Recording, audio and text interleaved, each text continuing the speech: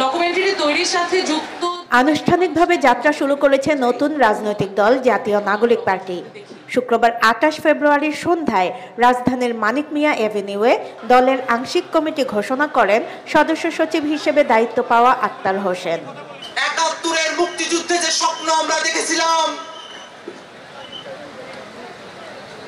সাম্য, মানবিক মর্যাদা এবং সামাজিক সুবিচারের বাংলাদেশ, সেই স্বপ্নকে যারা বাস্তবে রূপদান করতে চায়, এই বাংলাদেশে একটি স্বনির্ভর পররাষ্ট্রনীতি প্রতিষ্ঠা করতে চায়, এদেশের মানুষের ভাগ্যের উন্নয়ন করতে চায়, জনস্বার্থের পলিসি নির্মাণ করতে চায়, এমন উদ্যমী তরুণদের নেতৃত্বে যে নতুন রাজনৈতিক দল গঠিত হলো, সেই নতুন রাজনৈতিক দল বাংলা জাতীয় নাগরিক পার্টির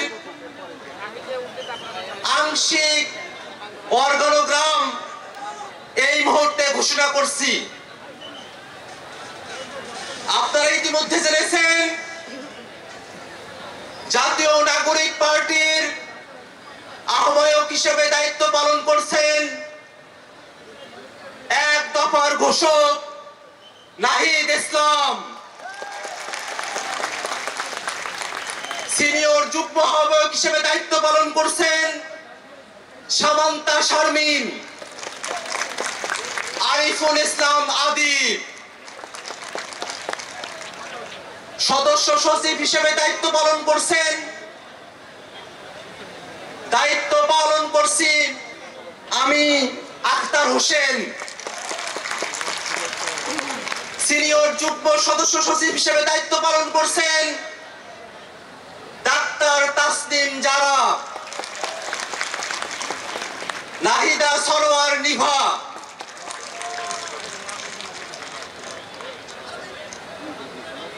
মুখ্য সংগঠক দক্ষিণাঞ্চলের দায়িত্ব পালন করছেন গণ অভ্যুত্থানের অগ্রসেনানী, আমাদের সকলের পরিচিত মুখ হাসনাত আব্দুল্লাহ।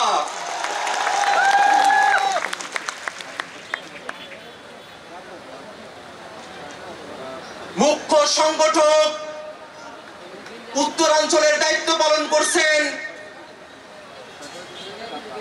অভ্যুত্থানের অগ্রসেনানী, আমাদের সকলের প্রিয় সার্জিস আলম।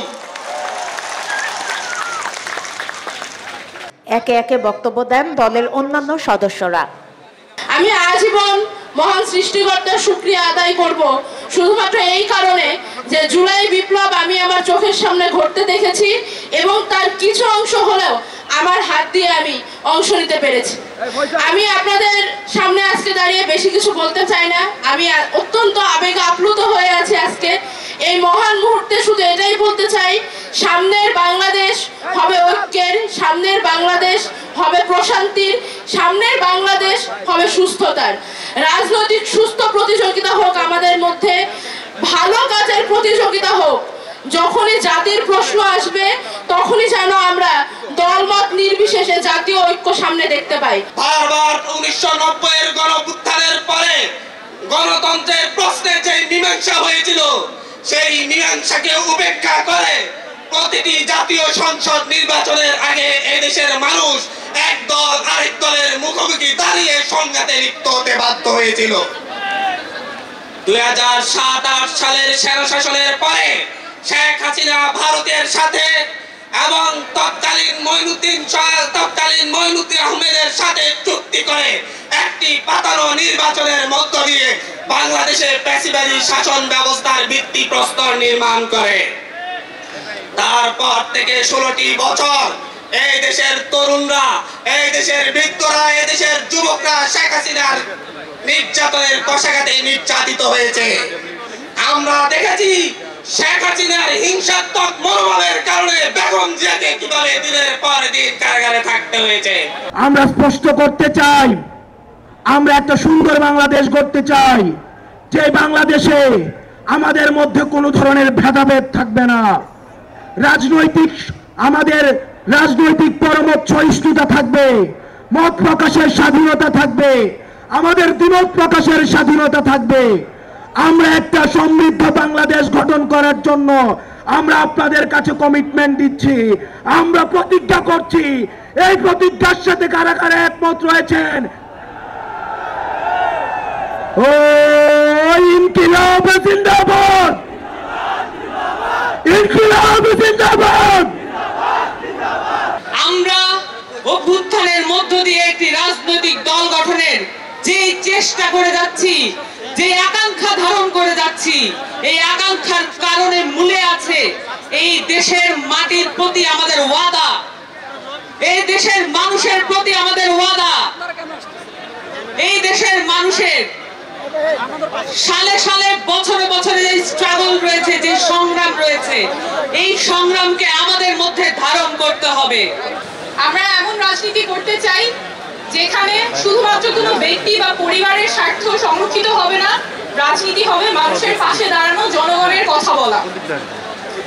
আমরা চাই এমন বাংলাদেশ গড়তে যেখানে মানুষ বলবে না যে সব দলই এক, কারণ আমরা রাজনীতি করতে আসিনি ক্ষমতা দখলের জন্য, আমরা রাজনীতি করতে এসেছি জনগণের ক্ষমতা জনগণকে ফেরত দেওয়ার জন্য। আমরা এমন বাংলাদেশ চাই যেখানে যে কেউ তার যোগ্যতা, সততা এবং জনগণের সমর্থন নিয়ে মানুষের নেতৃত্ব দিতে পারবে, নেতা হয়ে উঠতে পারবে, তার ব্যক্তি বা পরিবার পরিচয় মুখ্য হবে না। আমরা এমন বাংলাদেশ চাই যেখানে ক্ষমতা শুধুমাত্র কোনো ব্যক্তি বা পরিবারের কুক্ষিগত থাকবে না, ক্ষমতা থাকবে জনগণের হাতে। আমাদের একটি জিনিস লক্ষ্য রাখতে হবে, আমার সামনে আমার আহত যোদ্ধারা, আমার সামনে 16 বছর ধরে বিভিন্ন রাজনৈতিক দলের কিংবা নির্দলীয় যারা ফাইট করেছেন তারা বসে আছেন। আমার সামনে আমার শহীদ পরিবার রয়েছে।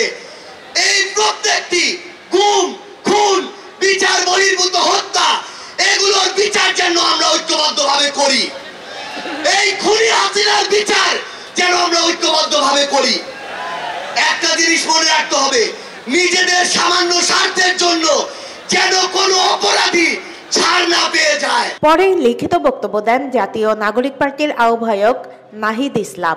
আমরা মনে করি বাংলাদেশে যে বিভাজনের রাজনীতি তৈরি করে বাংলাদেশের জনগণকে দুর্বল করে রেখে এই রাষ্ট্রকে দুর্বল করে রাখার যে ষড়যন্ত্র তৈরি হয়েছিল, সেই ষড়যন্ত্র আমরা জুলাই গণ অভ্যুত্থানে সকলের ঐক্যের মাধ্যমে ভেঙে দিয়েছি। আমরা আজকের এই মঞ্চ থেকে শপথ করতে চাই যে বাংলাদেশকে আর কখনোই বিভাজিত করা যাবে না। নতুন দেশ গড়ার প্রত্যয় প্রকাশ করেন নাগরিক পার্টির সদস্যরা।